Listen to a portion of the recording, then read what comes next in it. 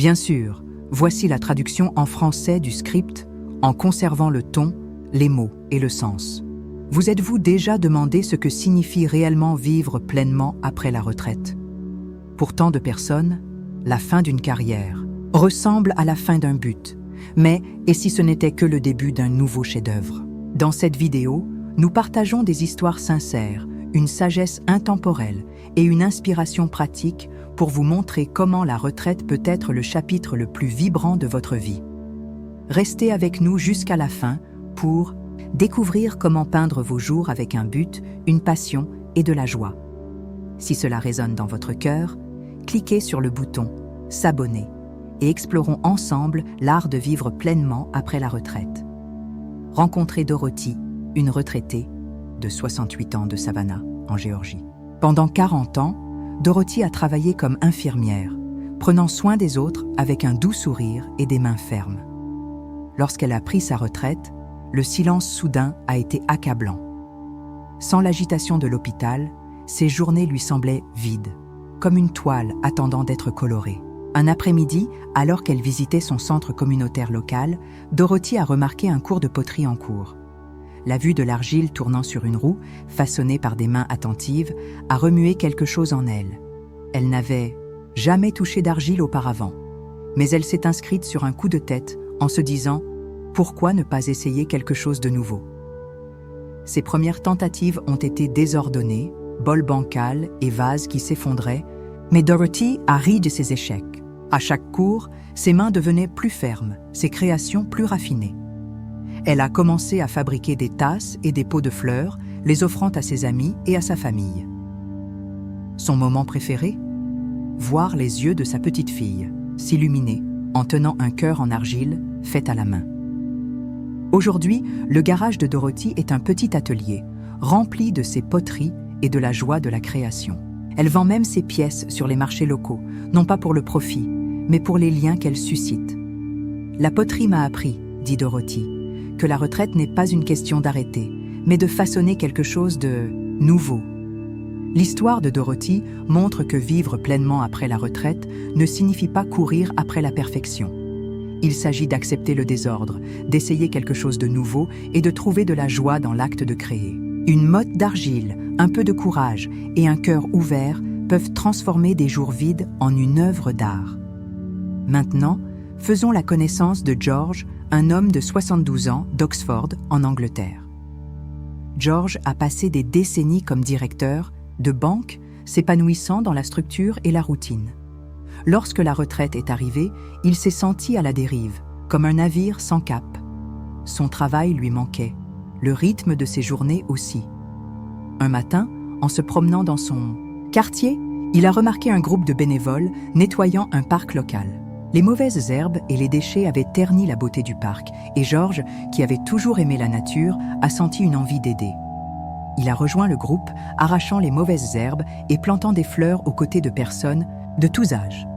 Ce qui avait commencé comme un effort ponctuel est devenu un engagement hebdomadaire. George a appris à connaître les plantes indigènes, a aidé à concevoir un jardin communautaire et a même organisé un club nature pour enfants afin d'enseigner aux jeunes les arbres et la faune. Le parc, autrefois négligé, est aujourd'hui un lieu de rassemblement vibrant et George en est le cœur, accueillant les familles avec un sourire. « Ce parc m'a donné un nouveau but, dit-il. Je ne fais pas que m'occuper des plantes, je fais grandir une communauté. » L'histoire de George nous rappelle que vivre pleinement après la retraite peut être aussi simple que de sortir et de donner. En retour, il ne s'agit pas de changer le monde, mais d'embellir son propre coin, un parterre de fleurs à la fois. Ensuite, rencontrer Helen, une grand-mère de 70 ans de Portland, dans l'Oregon. Helen avait toujours été l'historienne de la famille, celle qui se souvenait de chaque anniversaire et conservait de vieilles photos dans des albums bien rangés. Après avoir pris sa retraite de son poste de secrétaire d'école, elle craignait que ces histoires ne s'estompent, rangées dans sa mémoire. Un soir, son fils lui a offert un ordinateur portable et lui a suggéré d'essayer la narration numérique. « Tu as tellement d'histoires, maman », lui a-t-il dit. « Pourquoi ne pas les partager ?» Hélène était sceptique. Elle utilisait à peine le courrier électronique. Mais elle a décidé d'essayer. Elle a commencé petit, enregistrant de courtes vidéos sur son enfance dans le nord-ouest Pacifique.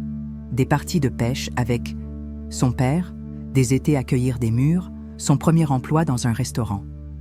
Avec l'aide de son fils, elle les a montées avec un logiciel simple, ajoutant de vieilles photos et une musique douce. Hélène a posté sa première vidéo sur YouTube, s'attendant à ce que seule sa famille la regarde. À sa surprise, des inconnus ont laissé des commentaires, partageant comment ces histoires leur rappelaient leur propre vie. Aujourd'hui, la chaîne d'Hélène compte des milliers d'abonnés et elle anime un atelier de narration mensuel à sa bibliothèque locale. « Je pensais que mes histoires n'étaient que pour mes enfants, dit-elle, mais elles m'ont connectée au monde. Le parcours d'Hélène prouve que la retraite est une chance de partager votre voix unique. Il ne s'agit pas d'être un expert en technologie ou d'être célèbre, mais de dire votre vérité et de trouver de la joie dans les liens que cela crée. » Comptent en commun Dorothy, Georges et Hélène. Ils n'ont pas laissé la retraite définir la fin de leur histoire. Au lieu de cela, ils ont pris de nouveaux outils, un tour de potier, une truelle, un ordinateur portable, et ont peint leur jour avec un but. Comme l'a dit un jour l'artiste Pablo Picasso, le sens de la vie est de trouver votre don. Le but de la vie est de le donner. Pour eux, la retraite n'était pas une ligne d'arrivée, mais une nouvelle toile prête pour de larges coups de pinceau de passion et de joie. Vivre pleinement après la retraite ne signifie pas toujours de grandes aventures. Parfois, ce sont les moments calmes qui façonnent un chef-d'œuvre. Imaginez ceci, la sensation de l'argile sous vos doigts, modelant quelque chose de nouveau. La satisfaction de planter une graine et de la voir fleurir. La chaleur de partager. Une histoire qui fait sourire quelqu'un. Ce sont les couleurs d'une vie vibrante, simple mais profonde. La vérité est que la retraite n'est pas la fin d'un but, c'est le début de la liberté. La liberté d'explorer ce qui vous passionne, de redonner de manière significative, de partager la sagesse que vous avez acquise. Chaque rire que vous partagez, chaque compétence que vous essayez, chaque connexion que vous établissez est un coup de pinceau dans l'art de vivre pleinement. Votre vie après 60 ans est une toile, et vous tenez le pinceau. Alors, à quoi ressemble pour vous une vie pleinement vécue après la retraite?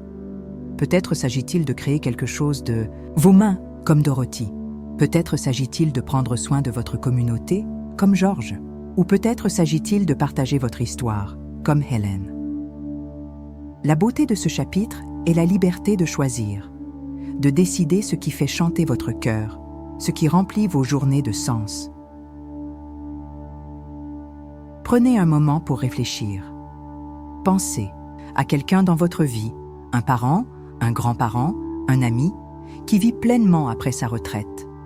Peut-être est-ce la façon dont il jardine avec soin, la façon dont il fait du bénévolat avec enthousiasme, ou la façon dont il raconte des histoires qui illuminent une pièce.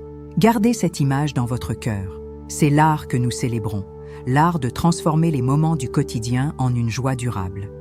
Voici un défi pour vous. Cette semaine, essayez une petite chose qui vous rapproche d'une vie pleinement vécue. Il pourrait s'agir de vous inscrire à un cours, comme Dorothy, de faire du bénévolat dans votre communauté, comme Georges, ou d'écrire un souvenir, comme Hélène. Vous n'avez pas besoin d'être un expert, vous avez juste besoin de commencer. Un seul pas peut mener à un monde de couleurs et de possibilités. Il y a un dicton qui capture parfaitement cela. Nous ne créons pas une vie par ce que nous obtenons, mais par ce que nous donnons. Après la retraite, ce que vous donnez, qu'il s'agisse d'un cadeau fait à la main, d'un moment de gentillesse ou d'un morceau de votre histoire, devient le cœur d'une vie bien vécue. Chaque jour est une chance d'ajouter un nouveau coup de pinceau à votre chef-d'œuvre, de le rendre plus lumineux, plus audacieux, plus vous. Pour conclure, gardons cette vérité à l'esprit. La retraite n'est pas la fin de votre histoire. C'est un nouveau commencement. Votre vie est une œuvre d'art et chaque choix, chaque moment ajoute à sa beauté. Alors, respirez profondément.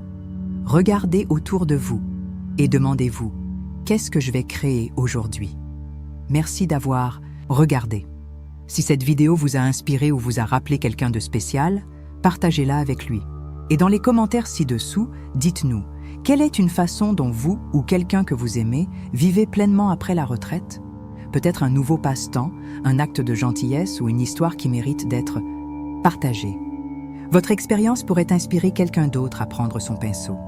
N'oubliez pas de cliquer sur le bouton « J'aime », de vous abonner et d'activer la cloche pour ne jamais manquer une histoire sur la façon de vivre pleinement sa vie. Parce que plus nous partageons l'art de vivre pleinement, plus nos vies deviennent vibrantes. Vive la peinture de votre